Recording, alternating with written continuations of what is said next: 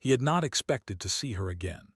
The frontier station was quiet that evening, the kind of quiet that made the metal walls feel hollow.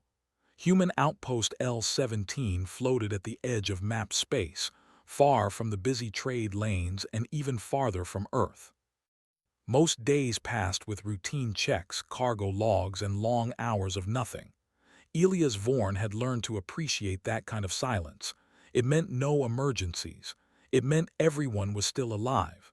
He was finishing his shift when the alert chimed at his door, a soft sound, polite. Not a security alarm. Elias frowned. Visitors were rare, especially this late. He stood, adjusted his plain duty shirt, and moved to the door. When it slid open, he froze. She stood there just outside the threshold.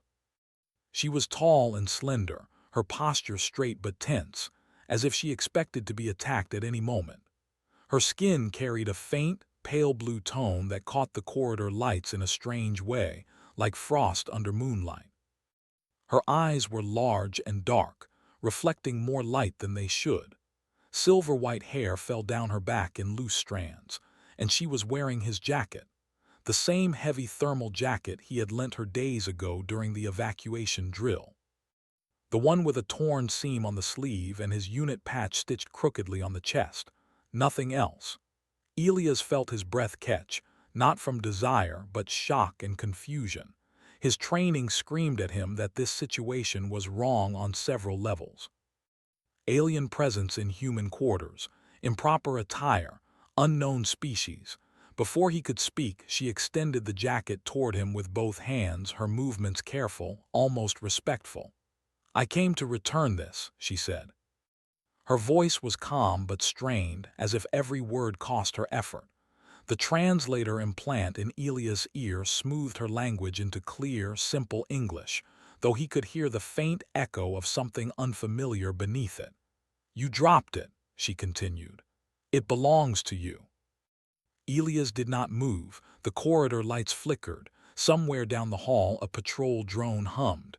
"You shouldn't be here," he said finally. "This sector is restricted." "I know," she replied. "That is why I waited until the night cycle." He glanced up and down the corridor. No one else was visible. Still, this was dangerous. For her, for him. "You can't walk around like this," he said, keeping his voice low. "Security," she flinched at the word. "There is nothing under the jacket," she said quickly, as if answering a question he had not yet asked. "Not because I mean disrespect, because my kind does not wear garments." Elias swallowed. "That's not the problem." But it was, and it was. Human protocols were clear.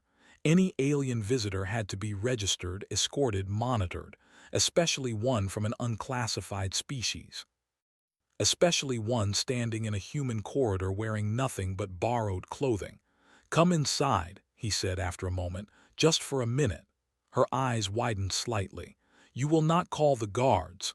"Not yet," he said, "but you need to explain why you're here." She hesitated, then stepped forward. As she crossed the threshold, the station's sensors reacted instantly. Red lights flashed. A sharp tone filled the air. "Unregistered biological entity detected," the station announced. "Security protocols engaged." "Damn it," Elias muttered. The door slid shut behind her, sealing the room, but that only slowed things down. He knew what came next. Drones, armed response, containment fields. She looked around, panic finally breaking through her calm mask. "They will take me," she said. "And if they scan me without the jacket, they will find me."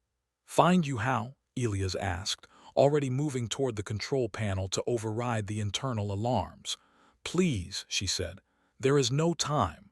The lights dimmed as Elias cut the local feed. The alarms dropped to a low hum, but he knew that would only buy seconds. "Sit," he said, pointing to the narrow bench along the wall. "Don't move." She obeyed instantly.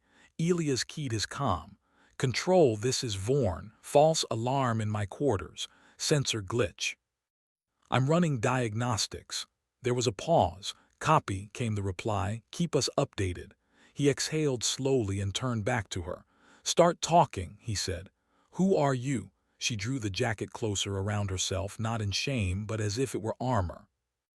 My name cannot be spoken easily by your kind, she said. You may call me Saris. All right, Saris, Elias said. Why did you come back? She looked at the jacket, her fingers brushing the fabric with something like reverence. Because it saved my life, she said. Elias frowned. It's just a jacket. No, she replied softly. It is human. He waited.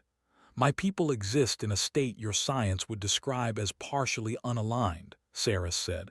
We overlap with normal matter, but we are not fully bound to it. That is why clothing is difficult for us. Most materials interfere with our biology. Elias leaned against the desk, listening. But human materials are different, she continued. They are inefficient, layered, imperfect, full of redundancies. That almost made him smile. These flaws create noise, she said. That noise hides us. Elias' smile faded. Hides you from what? Saris met his eyes. From those who hunt us. The words settled heavily in the small room. They track us by phase signature, she explained. We cannot block it, we cannot disguise it. But when I wore your jacket, their scanners passed over me.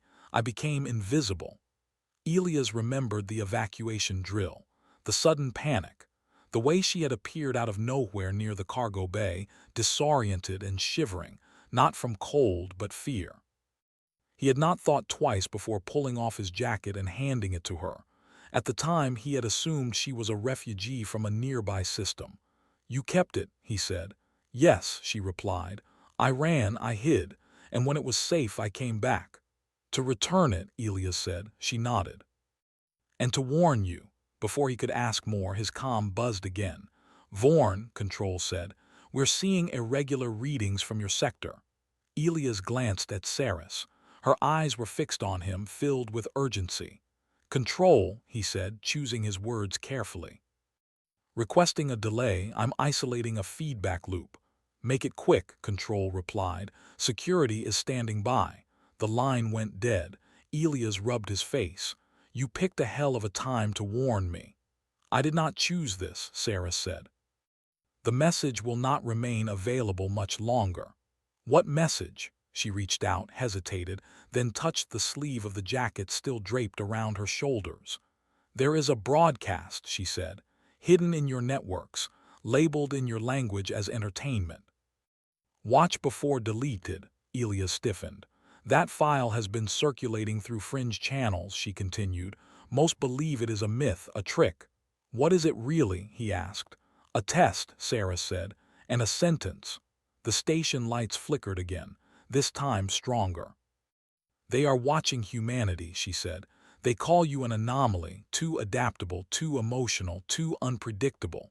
Elias let out a short laugh. That doesn't sound so bad. They erase what they cannot control, Saris replied. The humor drained from him. They have done it before, she said. Worlds that would not submit, species that did not fit their models. Elias straightened. Why tell me? Because you gave me the jacket, she said simply. Because you did not ask what I was. You only saw that I needed help. Outside the door, footsteps echoed, heavy, armored, security had arrived. They are coming, Saris said. If they scan me without the jacket, they will see what I am, and then they will know. Know what? Elias asked. That humans can hide us, she said. That your flaws are a weapon. Elias' mind raced.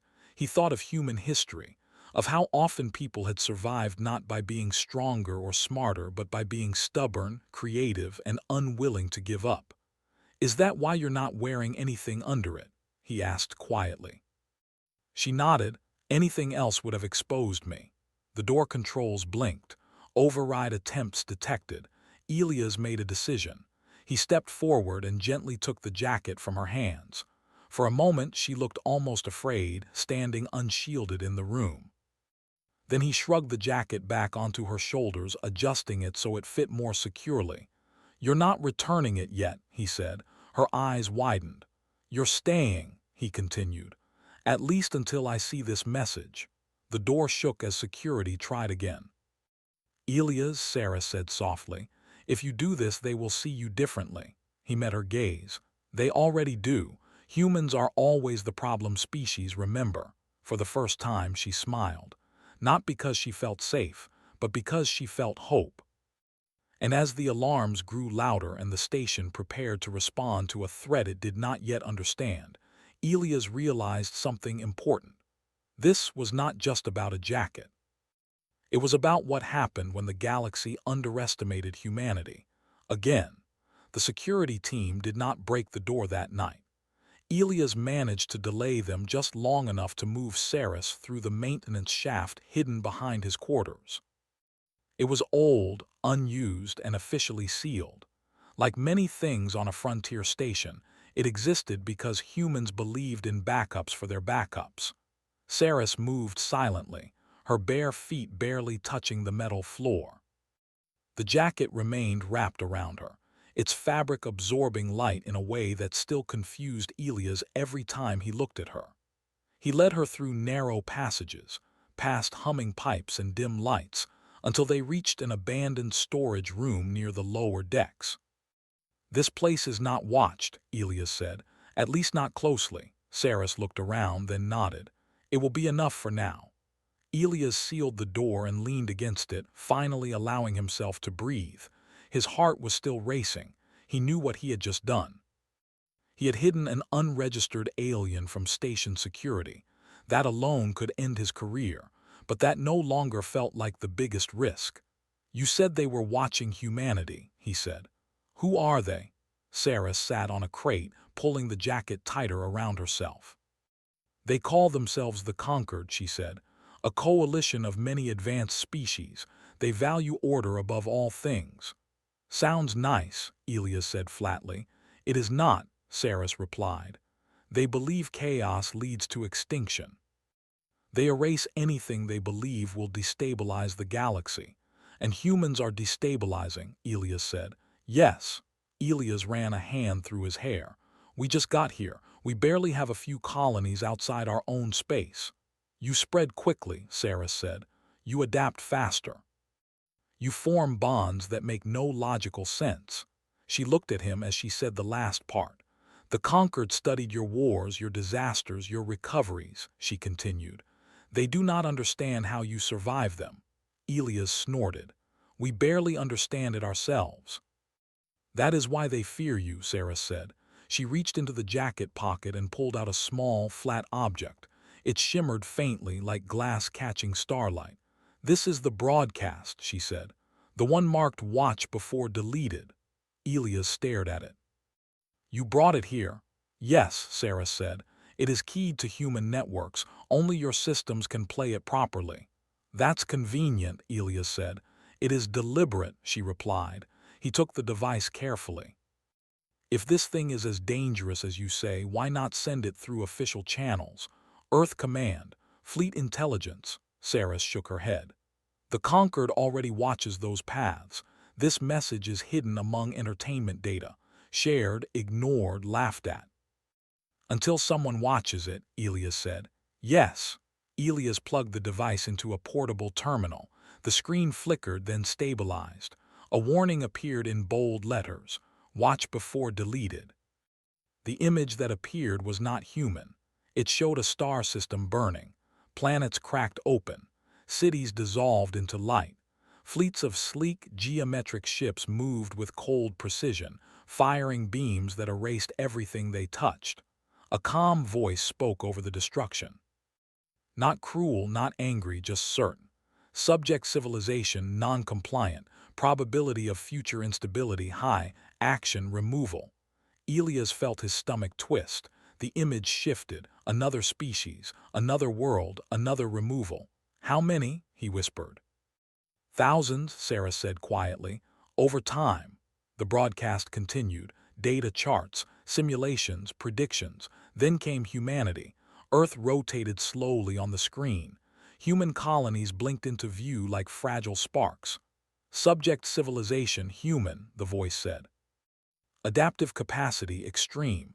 Emotional bonding excessive. Predictive modeling unreliable." The screen filled with branching possibilities, most of them ending in chaos for the Conquered. "Recommendation," the voice concluded. "Delayed observation. Final decision pending." The screen went black. The warning flashed again. Archival expiration 03/12/03/11. They haven't decided yet, Elias said. No, Saris replied, but they will soon. Elias leaned back, staring at the ceiling. His world had just become much larger and far more dangerous. Why hasn't anyone else acted? He asked. If this has been circulating, most who see it do not believe, Saris said. Others dismiss it as fiction, a story, a joke. Elias laughed bitterly. We are really good at that. Outside the storage room, the station hummed along, unaware. Why me? Elias asked suddenly.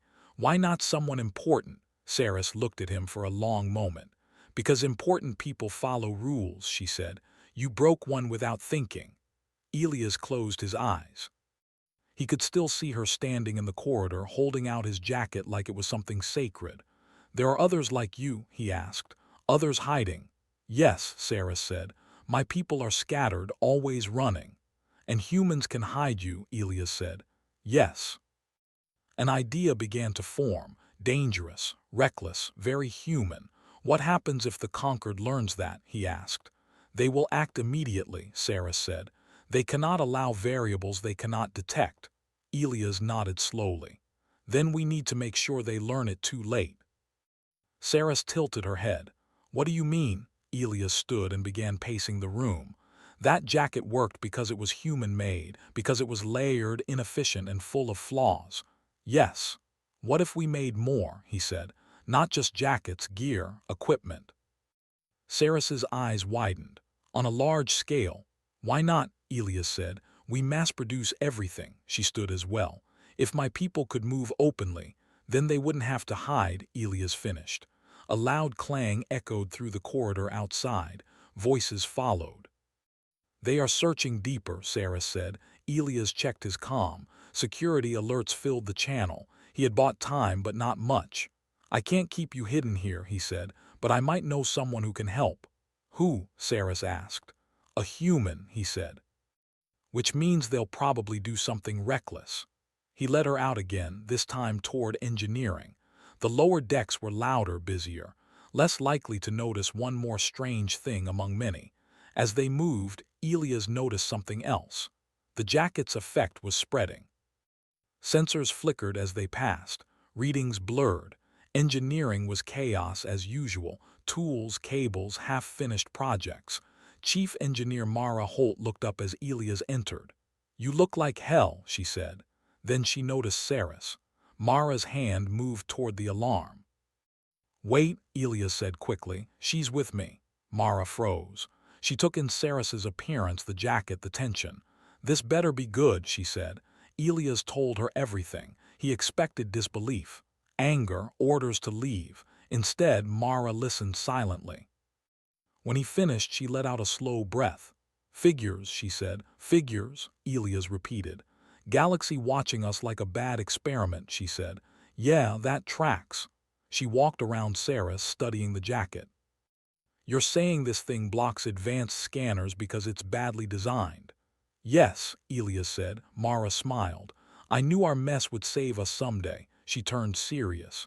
If this is true, we need proof. Data, replication. Saris nodded. I can help. Mara tapped her console. I can run tests, but if Command notices. They will, Elias said.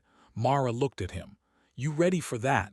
Elias thought of Earth on that screen, of the calm voice deciding whether humanity deserved to exist. No, he said, but I don't think it matters. They worked through the night.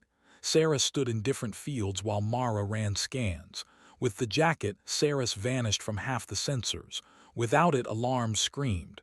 This shouldn't work, Mara muttered. And yet, by morning cycle, they had data, real data.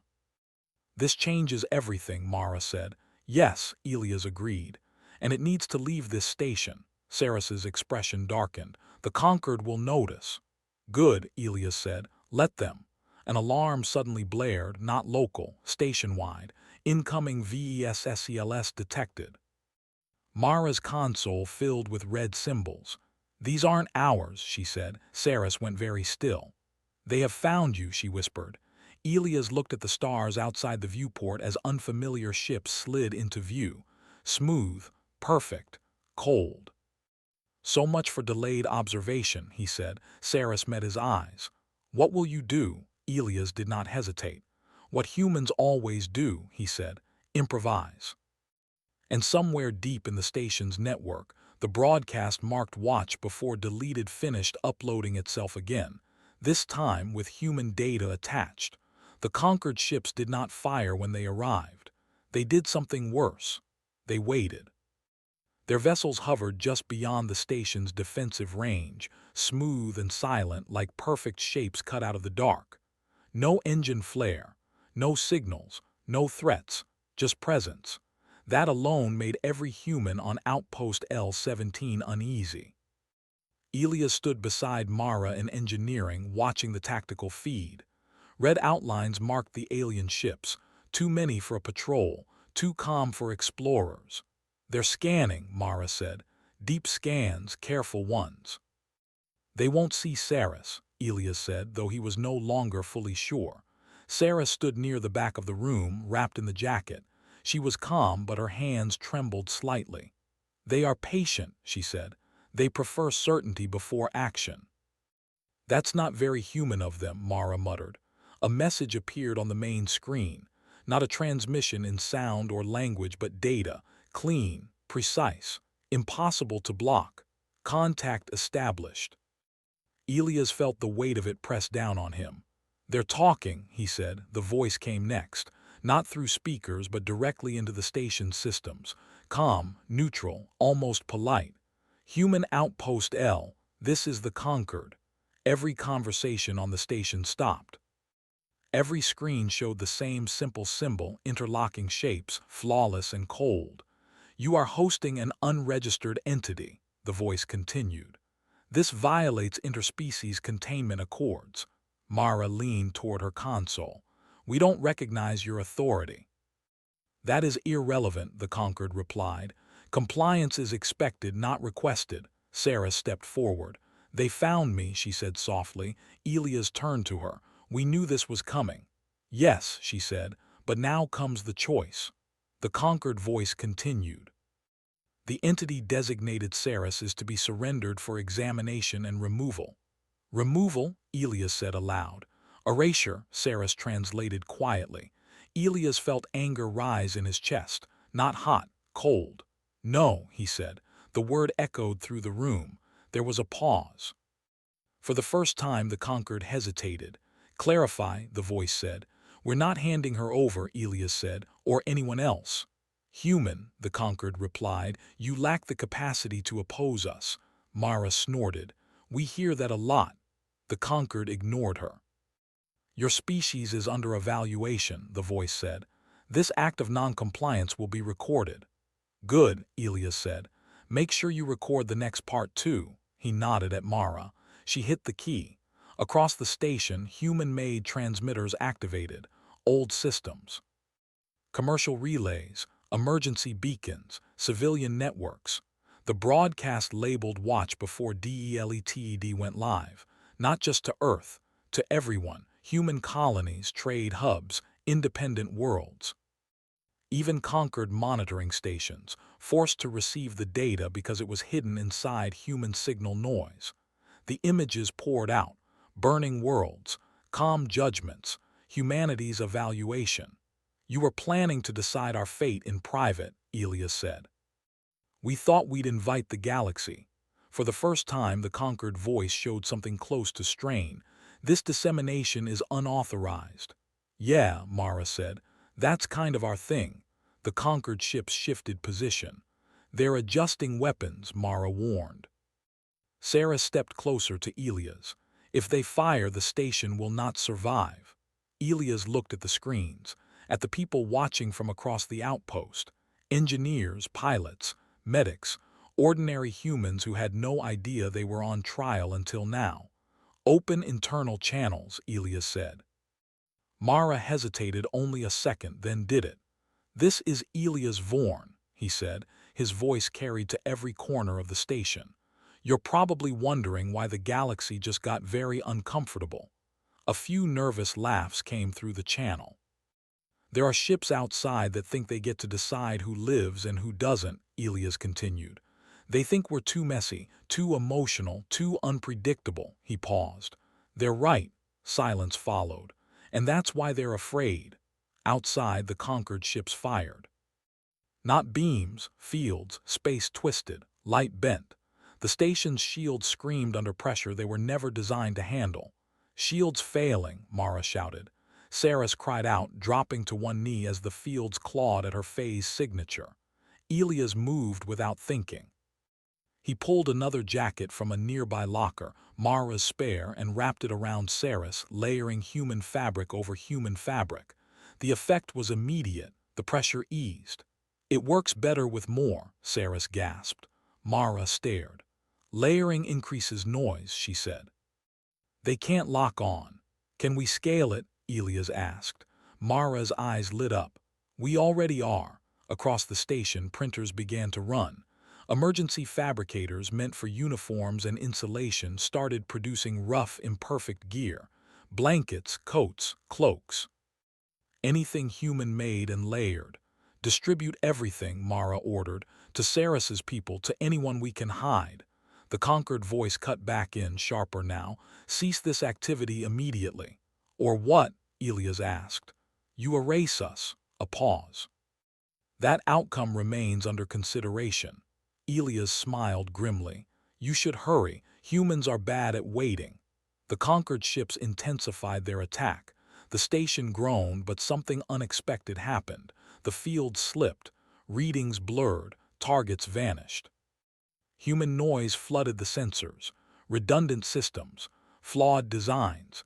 Signals stacked on signals until the Conquered's perfect models collapsed into confusion. "They can't see us properly anymore," Mara said, disbelief in her voice. "They never could," Elias said. "They just thought they could." Sarah stood again, stronger now, wrapped in layers of human fabric. "My people will hear this," she said. "They will come." "And when they do," Elias said, "they won't be hiding anymore." The conquered ships began to withdraw. Not retreat, repositioning, recalculating. "This encounter is concluded," the conquered announced. "Humanity will remain under observation." The signal cut. The ships vanished into folded space. For a long moment no one spoke. Then the station erupted into noise, cheers, shouts. Laughter mixed with fear and relief. Mara slumped into a chair. "We just yelled at gods," she said, "and they blinked." Elias leaned against the console, exhausted. Saris looked at him, her expression filled with something deeper than gratitude. "You have changed everything," she said. Elias shook his head. "No, we just did what we always do." "What is that?" she asked. He looked around at the chaotic, imperfect, stubborn humans of Outpost L. "We don't stay quiet when someone tells us we don't belong." Across the galaxy, the broadcast continued to spread. Copied, root-loaded, impossible to delete. Worlds watched, species listened. They learned that humanity had been judged, and that humanity had answered, not with perfection, but with courage, noise, and the simple act of sharing a jacket when someone was cold. The conquered would watch. But now the galaxy was watching too, and humans were done being underestimated.